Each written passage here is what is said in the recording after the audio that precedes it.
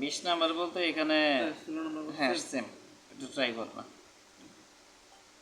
এখন দেখো এখানে বলছে যে একটি বৃত্তের ব্যাস 5 to 2 সেন্টিমিটার, এর ভিতরে অঙ্কিত বর্গক্ষেত্র এবং বর্গের অন্তস্থ বৃত্তের ক্ষেত্রফলের পার্থক্য বা অন্তর বের করো। আচ্ছা, তাহলে দেখো 19 নম্বর প্রশ্নে আমাদের প্রথম কাজ হলো একটা বৃত্ত এঁকে নিব। চতুর্থ থেকে একটা রচনা থাকে নাকি ভাই? শিওর? আশা করি থাকবে। তাহলে একটা বৃত্ত এঁকে নিলাম, নেওয়ার পরে এখন বলছে যে এর ভিতরে অঙ্কিত বর্গ। তাহলে বলছে কি বলো, বৃত্তের ভিতরে একটা বর্গ নিতে বলছে।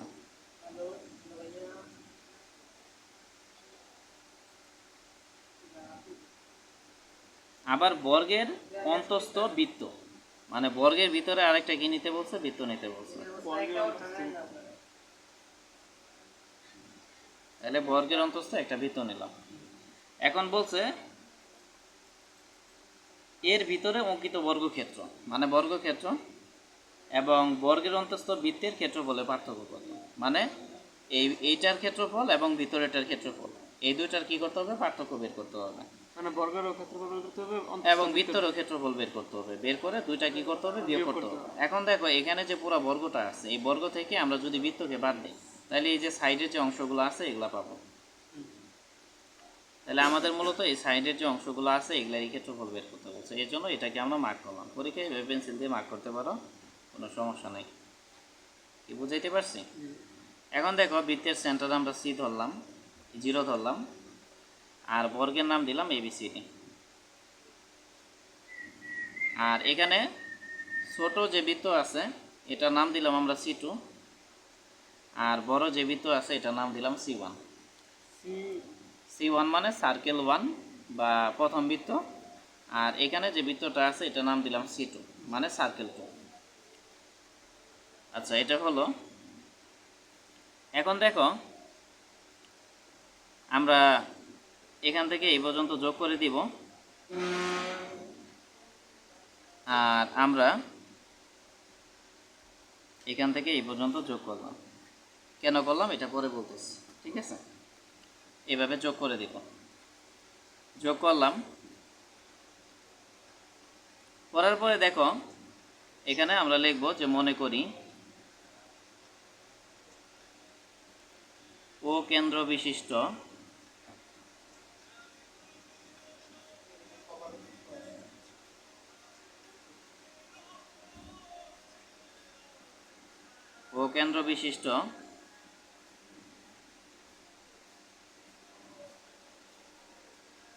C1 একটি বৃত্ত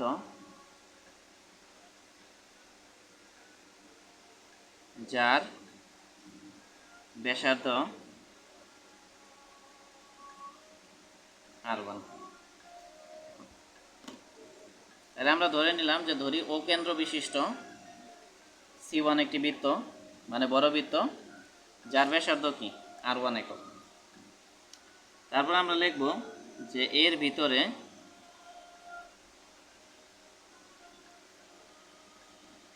ABCD বর্গক্ষেত্রটি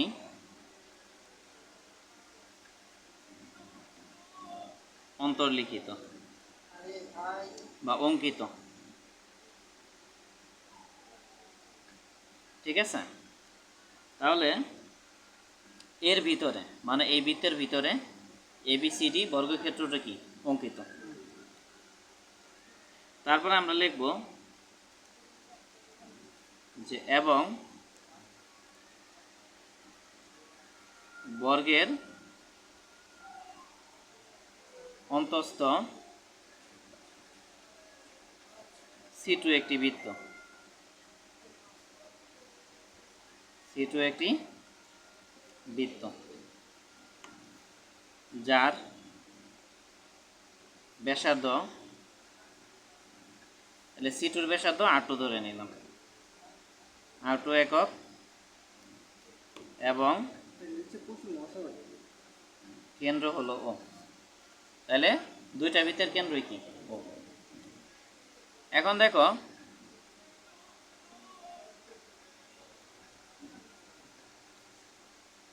আচ্ছা, এখানে আমরা আরেকটা কাজ করতে পারতাম, আমরা লিখছি এর ভিতরে এবিসিডি বর্গক্ষেত্রটি অঙ্কিত, যে বর্গক্ষেত্রের বাহুটা আমরা ধরে নিব।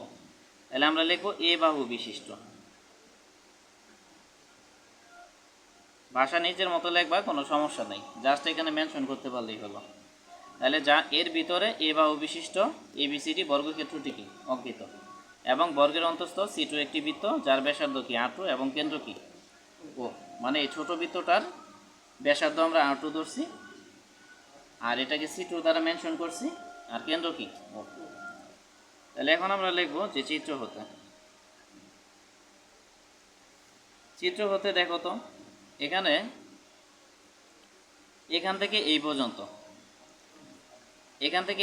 কি হবে C1 বৃত্তের ব্যাস হবে। আবার এখান থেকে এই পর্যন্ত কি হবে, এবিসিডি বর্গক্ষেত্রের কর্ণের দৈর্ঘ্য হবে।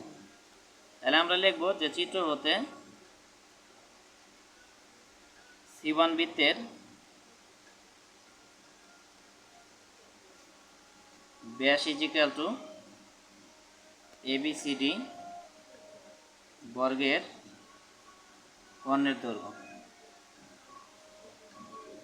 আচ্ছা, এখন বর্গের এটা আমরা লিখলাম। এখন দেখো এখানে প্রশ্নে একটি বৃত্তের ব্যাস দেওয়া আছে, একটি বৃত্ত বলতে এখানে C1 বৃত্তের ব্যাস দেওয়া আছে, আর আমরা ব্যাসার্ধকে কি ধরছি R1 একক। তাহলে এখন আমরা লিখব যে তাহলে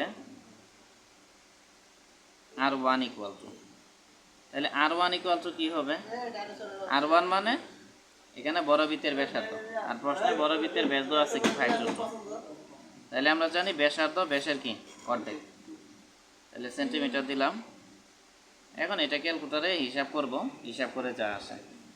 তাহলে হিসাব করলে এখানে 5√2 ডিভাইডেড বাই কি 2, তাহলে হিসাব করলে 3.54 সেন্টিমিটার আসবে। কি বুঝাইতে পারছি? তাহলে এখন C1 বৃত্তের ব্যাস, C1 বৃত্তের ব্যাস প্রশ্ন দেওয়াই আছে, এটা কত 5√2, তাহলে 5√2 নিলাম। আর এবিসিডি বর্গের কর্ণের দৈর্ঘ্য, বর্গের কর্ণের দৈর্ঘ্যের সূত্র কি A√2। এখন এখানে √2 কাটা দাও, তাহলে এর মান কত হবে 5। তাহলে আমরা লিখবো অতএব A ইকুয়াল টু 5 সেন্টিমিটার। কি বুঝাইতে পারছি? তারপর লিখবো যে আবার চিত্র হতে, তাহলে আবার চিত্র হতে কি পাই আমরা, আবার চিত্র হতে দেখো এখানে ছোট বৃত্তের ব্যাস, এখান থেকে এই পর্যন্ত কি ছোট বৃত্তের ব্যাস, ছোট বৃত্তটাই তো C2, তাহলে C2 বৃত্তের ব্যাস ইকুয়াল টু কি হবে এবিসিডি বর্গের বাহুর দৈর্ঘ্য, মানে বাহুর দৈর্ঘ্য কি এবি, এবি মানেই তো এতটুকু চিত্র হতে। তাহলে আমরা লিখবো যে এবিসিডি বর্গের এক বাহুর দৈর্ঘ্য। ঠিক আছে, এখন C2 বৃত্তের ব্যাস তো আমাদের জানা নেই, আছে ব্যাসার্ধ ধরে নিছি আমরা R2, তাহলে আমরা জানি ব্যাস ব্যাসার্ধের কত দ্বিগুণ। ঠিক আছে, আর এবিসিডি বর্গের এক বাহুর দৈর্ঘ্য, এক বাহুর দৈর্ঘ্য কি A বা 2R2 রাখলাম। এখন এর মান কত, এর মান হলো 5 নিলাম। তাহলে অতএব R2 ইকুয়াল কি হবে উপরে 5 আর এটার এদিক 5 করলে ভাগ হয়ে যাবে, তার মানে কি 2.5 সেন্টিমিটার। হ্যাঁ, বিষয়টা কি বুঝাইতে পারছি? মানে ধাপে ধাপে হিসাব করবা, প্রথমে C1 থেকে এই বর্গে আসবা, আবার বর্গ থেকে কি C2 তে আসবা, এই হলো বিষয়। তাহলে এই দুইটা রেখা কেন দিছে আশা করি বুঝাইতে পারছি, এই হলো বিষয়। এখন আমাদের কি করতে হবে, বর্গের ক্ষেত্রফল এবং বৃত্তের ক্ষেত্রফল বের করতে হবে। যেহেতু রচনামূলক আমরা একটু ডিটেলস অঙ্কটা করব। তাহলে আমরা লিখব যে এখন এবিসিডি বর্গক্ষেত্রের ক্ষেত্রফল, ক্ষেত্রফল বের করার সময় অবশ্যই ক্ষেত্র লিখতে হবে, বর্গ লেখা যাবে না, বর্গক্ষেত্র লিখতে হবে, আয়ত লেখা যাবে না, আয়তক্ষেত্র লিখতে হবে। ঠিক আছে, এটা মাথায় রাখতে হবে। তাহলে এবিসিডি বর্গক্ষেত্রের ক্ষেত্রফল, মানে এখানে হলো তুমি যখন ক্ষেত্রফল বের করবা বর্গের ক্ষেত্রফল লেখা যাবে না, বর্গক্ষেত্রের ক্ষেত্রফল লিখতে হবে, আয়তক্ষেত্রের ক্ষেত্রফল। ঠিক আছে, রম্বস ক্ষেত্রের ক্ষেত্রফল, ক্ষেত্রের শব্দটা উল্লেখ করতে হবে। তাহলে এখন দেখো তাহলে বর্গের ক্ষেত্রফলের সূত্র কি a স্কয়ার বর্গ একক। তাহলে এর মান আমরা কত পাইছি 5 স্কয়ার বর্গ, 25 আর এখানে একক হলো সেন্টিমিটার। তাহলে 5 5 25 বর্গ সেন্টিমিটার। তাহলে এই পর্যন্ত অনলাইনে যারা আছে কোনো প্রশ্ন আছে কিনা, থাকলে বলতে পারো। কারো কোনো প্রশ্ন আছে? না ব্যাস, প্রশ্ন তো নাই। তাহলে আবার C2 বৃত্তের কি ক্ষেত্রফল? বা চিত্রটা এঁকে দিলে ওটা ভালো হতো, মানে দেখতে অঙ্কটা করা যেত। চিত্রটা এঁকে দিলে হতো। চিত্রটা কি আবার রিপিট করব নাকি? না ভাই, মানে অঙ্কর সাথে সাথে মানে বুঝে বুঝে করতে পারে। ওইখানেই উপরের দিকে একটু করে মানে এঁকে দিলে পারে সুবিধা হতো, মানে ছোট করে আসলে। চিত্র তো এখানে এই যে এঁকে দিছি, দেখো চিত্র এঁকে দিছি আর কি, এই যে এখানে দেখো এঁকে দিছি। ওই যে দিছিলেন যে ওই পাশে ইসে ওই এটা কিভাবে আসছে? এখানে দেখো ABCD বর্গের ক্ষেত্রফল, বর্গের বাহু দৈর্ঘ্য কি আমরা a ধরছি, যে কোনো বর্গের যদি বাহু দৈর্ঘ্য a হয় তাহলে তার ক্ষেত্রফলের সূত্র হলো a স্কয়ার। এটা মুখস্থ রাখতে হবে। কি ব্যাপ? আর এর মান আমরা কত পাইছি, এর মান আমরা পাইছি 5, ঠিক আছে। এই জন্য আমরা এখানে এর মান 5 নিলাম, স্কয়ার নিলাম, বর্গ সেন্টিমিটার। তারপরে এখন আমরা এই যে এখানে C2 বৃত্তের ক্ষেত্রফল বের করব। যেহেতু আমাদের এই অংশটার ক্ষেত্রফল বের করতে হবে, এই জন্য আমরা বর্গের ক্ষেত্রফল বের করব আর C2 বৃত্তের ক্ষেত্রফল বের করব। তাহলে এই জন্য লিখবো যে C2 বৃত্তের ক্ষেত্রফল। তাহলে এটা সূত্র কি পাই আর স্কয়ার, তাহলে আর মানে কি R2, যেহেতু C2 বৃত্ত, তাহলে বর্গ একক। এখন পায়ের মান হলো 22/7, আর এর মান আমরা কত পাইছি বলো, 2.5 স্কয়ার, তাহলে বর্গ একক কি সেন্টিমিটার।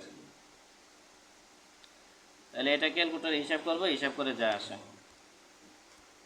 তাহলে 22/7 আর এখানে হলো 2.5 স্কয়ার, তাহলে হিসাব করলে 19.64 বর্গ একক কি সেন্টিমিটার।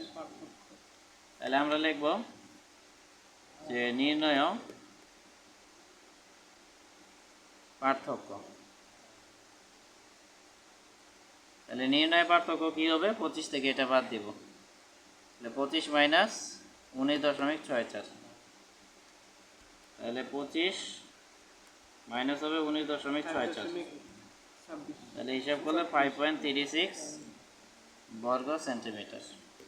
তাহলে আরাফাত এখানে কোনো প্রশ্ন আছে কিনা?